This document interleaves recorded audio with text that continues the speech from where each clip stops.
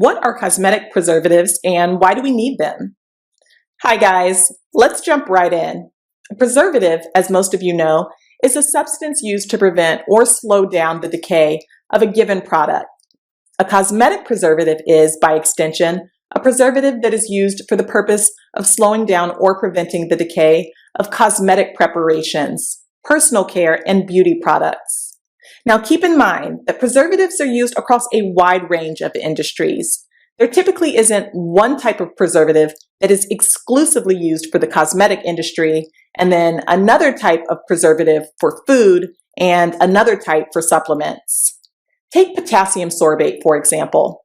For years, this chemical additive was used in the food and wine industry to protect these products from yeast and mold growth.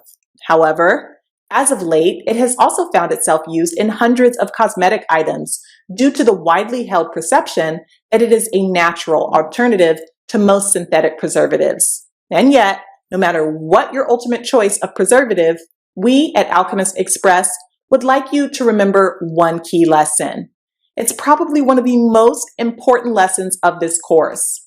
Always check your preservative manufacturer's paperwork.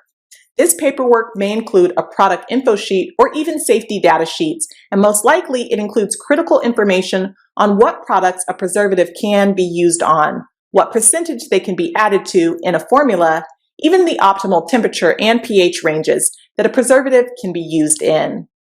Following this line of logic, we also advise against using untested, undocumented preservatives or preservative blends. Why? Well, consider this. Manufacturers of preservatives usually put their products through rigorous and expensive testing across a variety of conditions.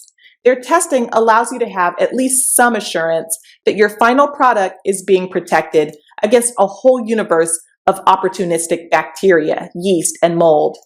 This level of protection, more generally, is called broad spectrum coverage. And this level of protection should always be your goal when making cosmetic consumer products.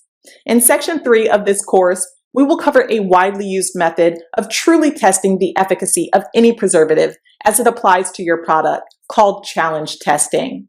But in the absence of challenge testing, you should always prefer a well-documented, well-tested preservative over any alternatives. Now, believe it or not, preventing spoilage and decay is not the only reason we use preservatives in our cosmetic products. In fact, every time you use a preservative, you should be thinking of it as your insurance policy. Many people don't truly understand this, but the consequences of having spoiled or defective product on the marketplace can be quite devastating to your cosmetics business and reputation. For instance, many of the largest retailers have strict return policies whereby cosmetic brands and their manufacturers must reimburse retailers for defective product.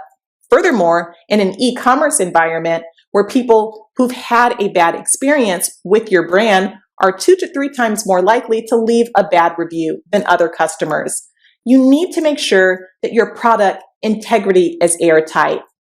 All right, guys, no discussion about preservatives and their effectiveness is complete without touching upon the various risk factors that make a product more or less likely to get contaminated. These risk factors will play a huge role in determining what preservative we ultimately use and how we use it. These risk factors will be covered extensively in the next section. I'll see you there.